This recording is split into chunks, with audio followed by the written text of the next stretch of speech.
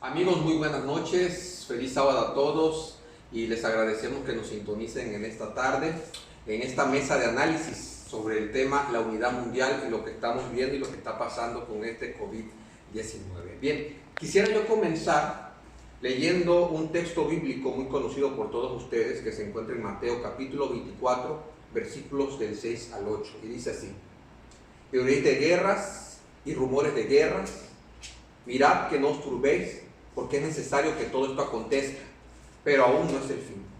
Porque se levantará nación contra nación y reino contra reino, y habrá pestes y hambres y terremotos en diferentes lugares, y todo esto será principio de dolores. Joaquín Peregrino, gracias por estar aquí con nosotros. Gracias, hermano. Gracias.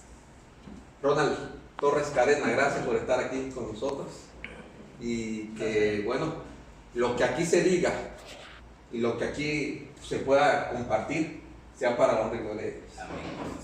Bien, quisiera yo leerles acerca de la unidad mundial, porque vamos a estar hablando de la unidad mundial, de lo que se está buscando. Una carta que me llama mucho la atención del secretario, una entrevista, un extracto de una entrevista sobre el secretario de las Naciones Unidas, Antonio Guterres, que me llama mucho la atención acerca de la unidad. Miren ustedes lo que dice. Esta entrevista se hizo el 19 de marzo de este año y dice: declaraciones del secretario general sobre el COVID-19, un llamado a la solidaridad. Y dice así: estamos ante una crisis sanitaria mundial nunca vista en los 75 años de la historia de las Naciones Unidas, que está propagando el sufrimiento humano, infectando la economía mundial y trastocando la vida de la gente. Es casi seguro que se produzca una recesión mundial, quizás también sin precedentes. Lo que se necesita en este momento es la acción política coordinada, decisiva e innovadora de las principales economías del mundo. Debemos reconocer que los más afectados serán los países más pobres y los más vulnerables, especialmente las mujeres. Y ojo, porque lo puse hasta con negrita en rojito, dice así: la idea central que quiero transmitir es clara. Estamos en una situación sin precedentes y ya no se aplican las reglas de siempre. No podemos recurrir a las herramientas usuales en tiempos tan inusuales. Se requiere un cambio de reglas. Si se gestiona bien la crisis, podemos hacer que la recuperación tome una dirección más sostenible e inclusiva. Por el contrario, la mala coordinación de las políticas podría fijar e incluso empeorar desigualdades que ya son insostenibles, lo que anularía los logros del desarrollo y la reducción de la pobreza que tanto costó alcanzar. Y aquí viene el llamado que hace el secretario general de las Naciones Unidas. Llamo a los líderes mundiales a que unan esfuerzos y den una respuesta urgente y coordinada a esta crisis mundial. Bien, quisiera yo empezar haciendo la siguiente pregunta. ¿El COVID-19 es realmente la antesala para esa unidad mundial que tanto han buscado la ONU, que tanto han buscado los grandes líderes mundiales, incluso la Iglesia Católica con el subcomunismo desde los años 60 que viene impulsando ese comunismo por una unidad mundial? ¿Es el COVID-19 la antesala para ese cambio y para esa unidad mundial, Joaquín? Bueno, antes que nada, pues, buenas tardes a todos quienes nos están escuchando. Bueno, del COVID-19 se pueden decir muchas cosas. Del COVID-19 se puede decir que fue un ensayo en laboratorio, que se les escapó, se puede decir que fue suscitado de manera repentina y que nadie sabe acerca del COVID-19. Sin embargo, no quiero ser responsable y emitir una declaración al respecto, si puede o no puede ser la antesala. De lo que sí estoy seguro, que el COVID-19 de alguna manera está uniendo a todas las naciones del mundo. Ustedes han visto en la televisión los presidentes de los diferentes países que han llamado a la oración a sus paisanos, ¿no? Sí, a sus paisanos, a sus conciudadanos, los están llamando a la oración. Vemos a Bolsonaro, vemos al presidente de San Salvador, vemos al de España, Argentina, todos el llamado a la oración. O sea, de lo que sí estoy seguro es que sí está uniendo de alguna manera a todas las potencias. las está uniendo ahorita a través de esta tragedia, de esta pandemia, de esta contingencia. Pero también lo que no sabemos, y ahí sí no quiero ser responsable, si puede haber detrás de esto un intento de unidad respecto a otras cuestiones que han sido muy codiciadas por los gobiernos del mundo. Quiero decirles que el intento de unir a todos los ciudadanos del mundo en una sola línea no es nuevo. Eso viene desde los primeros imperios que se formaron. Es más, viene desde la Torre de Babel, cuando se empezó a construir para que todos fueran unidos, claro, ante la tragedia que acaban de pasar, que era el diluvio. Y vemos también Egipto quiso unir a todos, a Siria también lo quiso hacer. Como que este espíritu de unidad siempre se ha venido. Exactamente, el espíritu de unidad, de ese tipo de unidad siempre se ha buscado. Lo esencial aquí es que nosotros debemos de estar atentos a este movimiento, cómo va a terminar. Ok, Ronald. Sí, quiero ser tajante en este punto. El COVID-19 no busca o no va a lograr lo que nosotros como adventistas del séptimo día hemos creído siempre, que es la cuestión de una ley dominical. Lo que sí puede lograr o lo que sí puede ser el COVID-19 es un escalón más hacia esa ley dominical que tarde o temprano todos sabemos que va a venir. ¿Cuál es entonces la parte que nosotros como iglesia adventista del séptimo día jugamos? Es la de predicar el mensaje para que otras personas puedan conocer, y entonces cuando llegue ese momento ellos conozcan y puedan tomar una decisión inteligente en favor de Dios. No hay ningún problema con la unidad, siempre y cuando la unidad vaya en torno a la palabra de Dios y a la verdad tal y como está aquí escrita. Quiero invitarles para que vayamos al libro de Hechos, capítulo 5 y versículo 29, bastante conocido, cuando Pedro y los apóstoles le respondieron y que ellos estaban siendo perseguidos o acusados, y la respuesta de ellos fue: es necesario obedecer a Dios antes que a los hombres. Ese es el mismo mandato que Dios nos da a nosotros. Nosotros tenemos que obedecer a Dios y a su voluntad tal y como está en su palabra antes que a los hombres. Es buena la unidad. Dios quiere que todos estemos unidos, pero ¿quién es la cabeza? Cristo es la cabeza. Cualquier otro personaje que trate de quitar a Cristo de allí, entonces está usurpando el lugar de Cristo. Ese es el asunto importante que nosotros tenemos que ver. Sí, si vamos a unirnos, siempre va a ser en base a la palabra de Dios. Ok, miren, yo quisiera compartirles una información sobre unas declaraciones que dio el Papa Francisco a fuente CNN el 8 de abril de este año. Y dice así: el Papa dice que la pandemia de COVID-19 podría ser una respuesta de la naturaleza al cambio climático. Y dicen así sus declaraciones. Francisco dijo que la pandemia es una de las respuestas de la naturaleza a los seres humanos que ignoran la crisis ecológica. No respondimos a las catástrofes parciales. Y él hace preguntas. ¿Quién habla ahora de los incendios en Australia? ¿O recuerda que hace 18 meses un barco podía cruzar el Polo Norte porque los glaciares se habían derretido? ¿Quién habla ahora de las inundaciones? Y termina diciendo: no sé si se trata de una venganza de la naturaleza, pero ciertamente son las respuestas de la naturaleza. Ahora, ¿por qué cito esto? Porque precisamente el Papa Francisco, el día 24 de mayo del 2015, lanzó una encíclica, una carta titulada Laudato Si, sobre el cuidado de la casa común. Él le llama la casa común a nuestro mundo, la ecología. Él es un partidario de eso. Y me llama mucho la atención que hace un llamado en sus puntos 13 y 14, y habla precisamente sobre la unidad, y dice de la siguiente manera: el desafío urgente de proteger nuestra casa común incluye la preocupación de unir a toda la familia humana en la búsqueda de un desarrollo sostenible e integral, pues sabemos que las cosas pueden cambiar.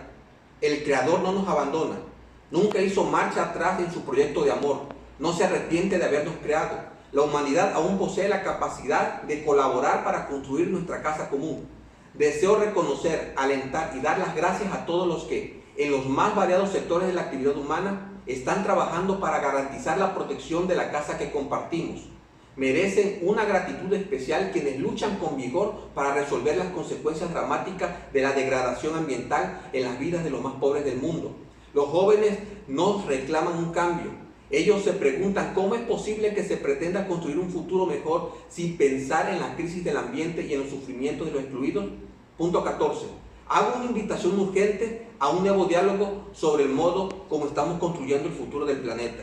Necesitamos una conversación que nos una a todos, porque el desafío ambiental que vivimos y sus raíces humanas nos interesan y nos impactan a todos. El movimiento ecológico mundial ya ha recorrido un largo y rico camino y ha generado numerosas agrupaciones ciudadanas que ayudaron a la concientización.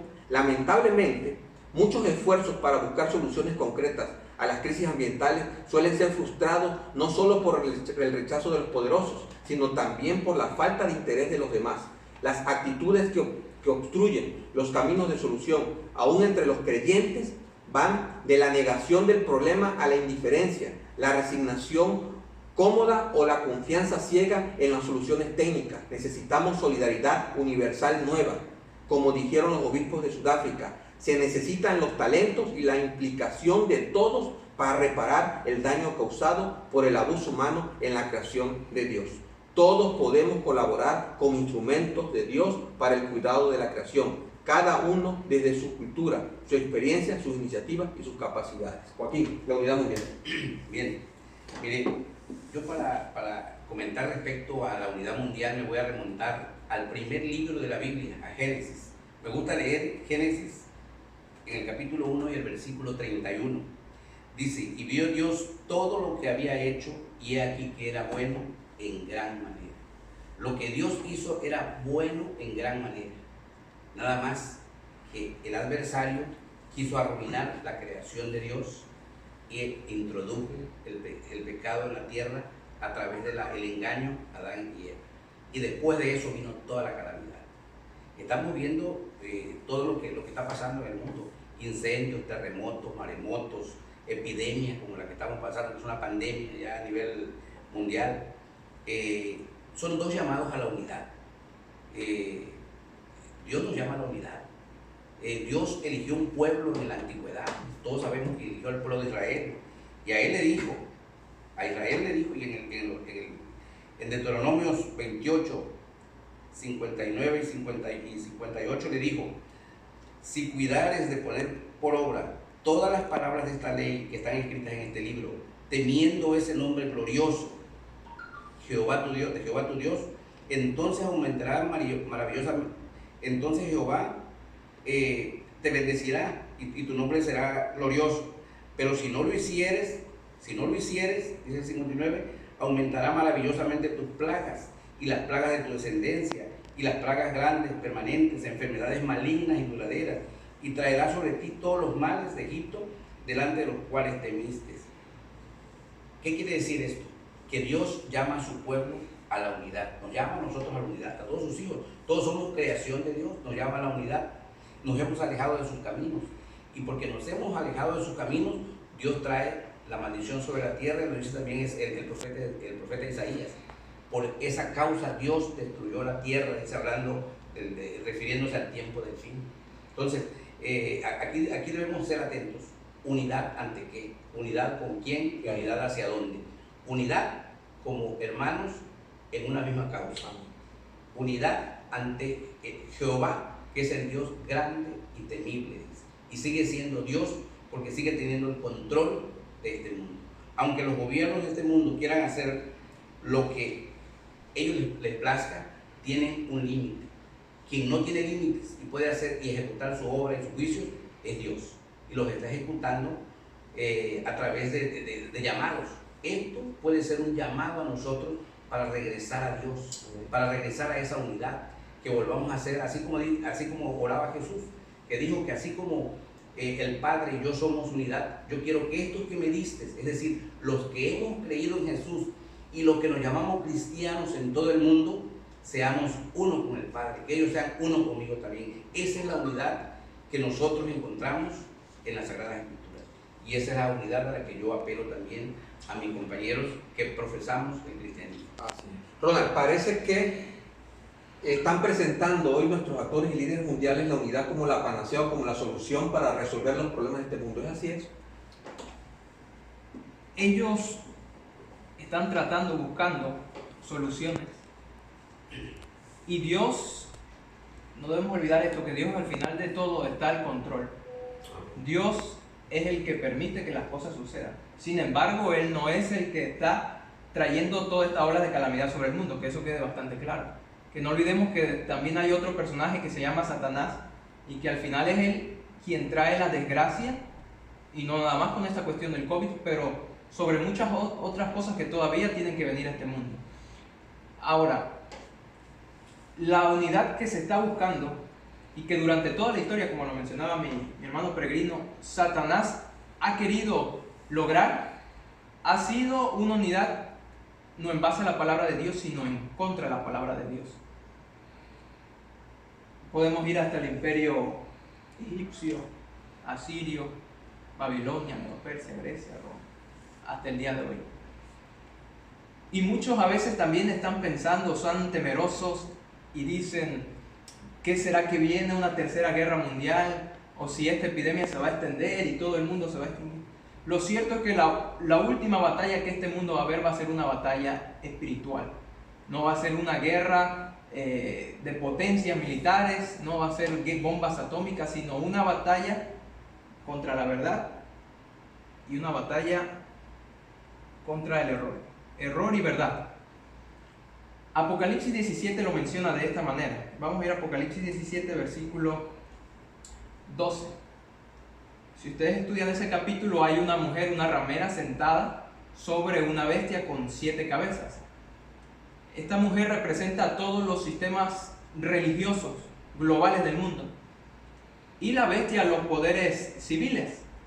Sin embargo, una de las 7 cabezas de esta bestia tiene 10 cuernos, y Apocalipsis 17:12 nos dice: los 10 cuernos que has visto son 10 reyes que aún no han recibido reino, pero recibirán autoridad como reyes por una hora juntamente con la bestia.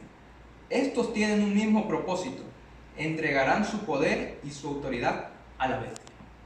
La palabra de Dios es bastante clara y nos dice que antes de que Cristo venga, va a haber una unidad en el mundo. Finalmente, tanto los poderes civiles como los religiosos se van a unir. Y los poderes religiosos van a ser los que tengan el control.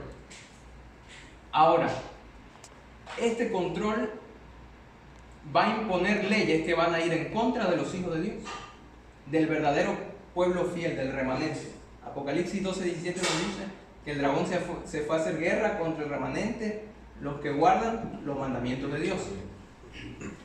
Esta guerra que se va a presentar en un futuro, aparentemente pone a temblar al pueblo de Dios y dice, bueno, ¿y qué pasa? Ahí se acaba la historia, el pueblo de Dios siendo perseguido y exterminado. Pero quiero que sepan algo, que cuando están persiguiendo, cuando ellos piensan que están persiguiendo al pueblo de Dios, realmente el que está persiguiendo no es al pueblo de Dios. Apocalipsis 17:14 nos dice: pelearán contra el Cordero y el Cordero los vencerá, porque es Señor de señores y Rey de reyes, y los que están con él son llamados elegidos y fieles. Va a haber una lucha contra el remanente. Los poderes del mundo se van a unir, no cabe duda. Pero el pueblo de Dios va a ser protegido siempre hasta el fin. La lucha no va a ser contra el pueblo de Dios, sino contra el mismo Cristo. Y Él es el que va a venir y va a descender a salvar a su pueblo. Ok, Joaquín. Sí, muy interesante lo planteado por nuestro hermano Ronald. ¿Por qué están pasando todas estas cosas? Es cierto lo que dice. O sea, Dios tiene un pueblo, Dios tiene un remanente. ¿Dónde está ese remanente? Él dice que tiene pueblos en otras denominaciones que tienen que regresar a Él. Fíjense, ¿de dónde viene toda esta calamidad? Yo en la participación anterior lo decía. El enemigo arruinó la creación de Dios metiendo el pecado en la tierra. Hay una escritora inspirada que nosotros reconocemos porque está pegada 100% a los escritos sagrados, es decir, a nuestra Santa Biblia. Y ella dice, en un libro que se llama Joya de los Testimonios: Dios no ha impedido que los poderes de las tinieblas hagan su obra mortífera al viciar el aire, una de las fuentes de vida y alimento con elementos mortíferos. Las pestilencias barrerán a miles a nuestro alrededor. Hay peligros procedentes de potencias externas y de las operaciones satánicas de adentro, pero ahora están ejerciendo su poder de manera restrictiva. Es decir, Dios les está permitiendo que hagan todas estas calamidades y que traten de destruir todo lo que quieran destruir hasta donde Él se los permita, porque tiene una medida restrictiva, Él sabe hasta cuándo. ¿Por qué lo permite? Sigue diciendo su cita. Dios tiene un propósito al permitir que ocurran estas calamidades. ¿Cuál es el propósito de Dios y que tenemos que entenderlo? Son uno de sus medios para llamar a hombres y mujeres a la reflexión. Mediante fenómenos insólitos a través de la naturaleza, Dios expresará a los incrédulos agentes humanos aquello que ha revelado claramente en su palabra. Es decir, si ya está escrito en su palabra y a su palabra no le han hecho caso, Él lo va a hacer a través de elementos naturales, de otro tipo de elementos para llamarlos a la reflexión. Es decir, Dios nos está llamando al arrepentimiento. Dios nos está llamando a que humillemos nuestros corazones ante Él. No importa dónde estemos, de qué credo seamos, pero Él nos llama a través de estos fenómenos sobrenaturales. Es un llamado que nos está haciendo. Claro. Ahora, miren, yo quisiera compartirles 3 citas o párrafos precisamente de la hermana Elena G. de White.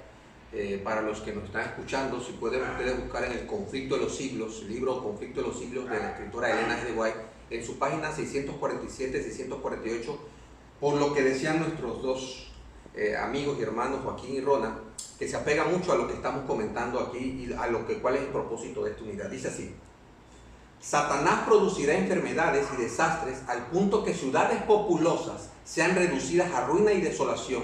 Ahora mismo está obrando. Ejerce su poder en todos los lugares y bajo 1000 formas, en las desgracias y calamidades de mar y tierra, en las grandes conflagraciones, en los tremendos huracanes y en las terribles tempestades de granizo, en las inundaciones, en los ciclones, en las mareas extraordinarias y en los terremotos. Destruye las mieses casi maduras y a ellos siguen la hambruna y la angustia. Propaga por el aire emanaciones mefíticas y miles de seres perecen en la pestilencia.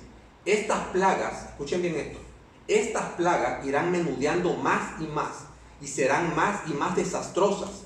Y luego el gran engañador persuadirá a los hombres de que son los que sirven a Dios los que causan estos males. Se declarará que los hombres ofenden a Dios al violar el descanso del domingo y que no concluirá hasta que se haga una observancia por ley. Ahora, yo me quiero enlazar al Conflicto de los Siglos, ahora pero en la página 638, y dice así: los papistas y los protestantes y los mundanos aceptarán igualmente la forma de piedad sin el poder de ella y verán en esta unión un gran movimiento para la conversión del mundo y el comienzo del milenio tan largamente esperado. Y leo también en eventos finales con el título El pequeño tiempo de angustia. Ahora se comienza a ver el cumplimiento de esa visión.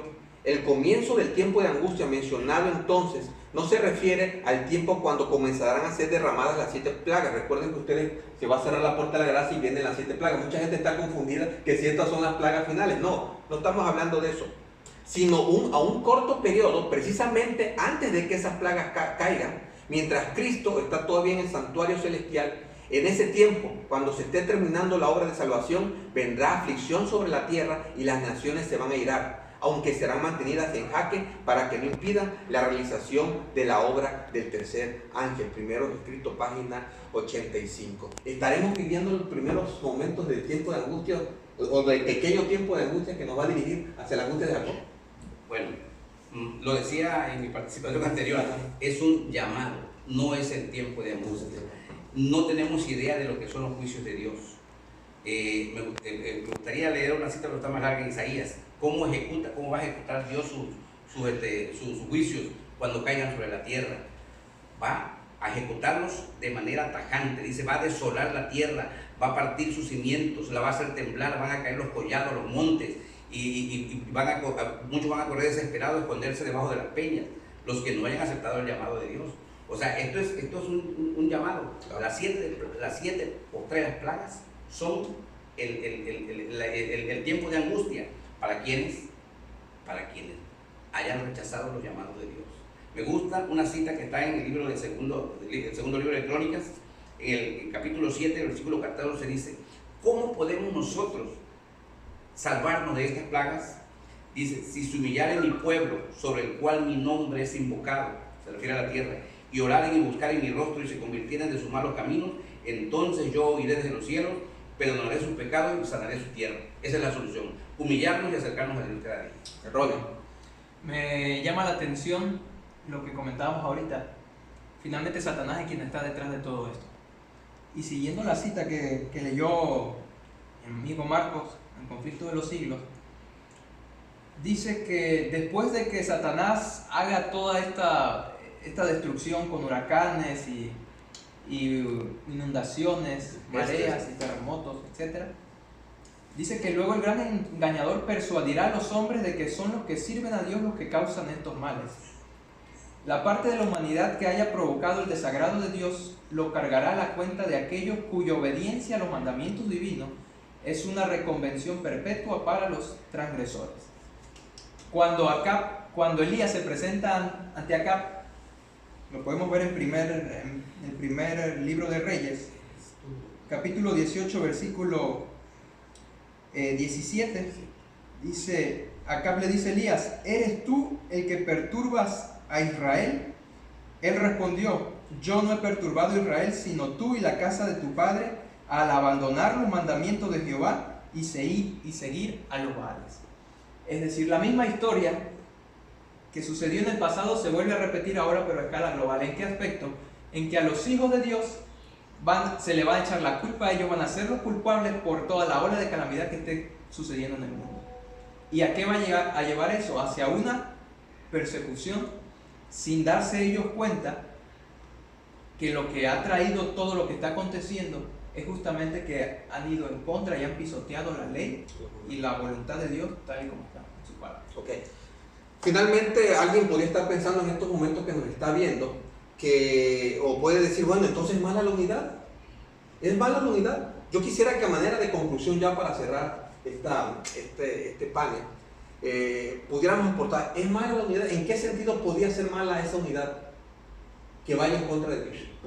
La unidad, lo decía, ¿cuál es la única salvaguarda? Buscar a Dios y humillarse ante Dios.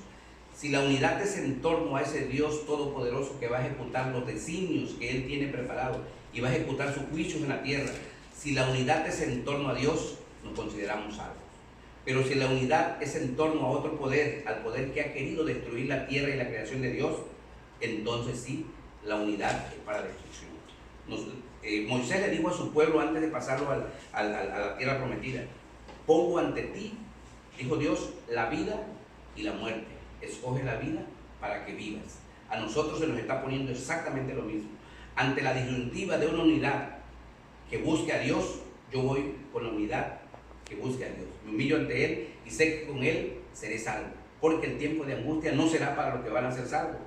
El tiempo de angustia será para los que hayan rechazado a Dios y hayan buscado otro tipo de unidad que no honre a Dios. Hechos 4:12. Y en ningún otro hay salvación, porque no hay otro nombre bajo el cielo dado a los hombres en que podamos ser salvos. Dios es nuestro creador, Él es el quien nos redimió y solo a Él debemos darle honra y gloria. Cualquier cosa que vaya en contra de su palabra, entonces está yendo en contra de la voluntad de Dios. Hay muchas personas allí y el llamado en Apocalipsis 18:1 es salir de Babilonia. Hay mucha gente sincera, gente que ama a Dios y que Dios quiere que tú vayas a tu Biblia y con un corazón sincero escudriñes su palabra para que Él te pueda mostrar cuál es su voluntad y cuál es la verdad. Que Dios nos bendiga a todos, que nos ayude, Él nos va a fortalecer y recuerden siempre, no hay nada que temer, porque así como Dios ha estado con nosotros en el pasado, Él estará con nosotros en el futuro.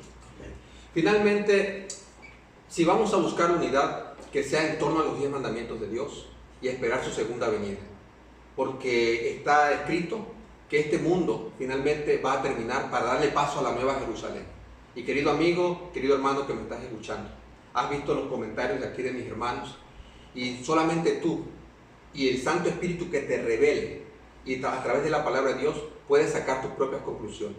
Pedimos y rogamos a Dios que te pueda dirigir y que te dé firmeza para esperarlo en su segunda venida y juntos podernos ver en aquella gran cena del Cordero, donde todos estaremos, aquellos que tienen la marca del sello de Dios, aquellos que estuvieron en la unidad, pero en la unidad de Cristo Jesús. Muchas gracias por sintonizarnos. Gracias, Joaquín. Gracias, Ronald. Un placer. Y que el Señor les bendiga a todos.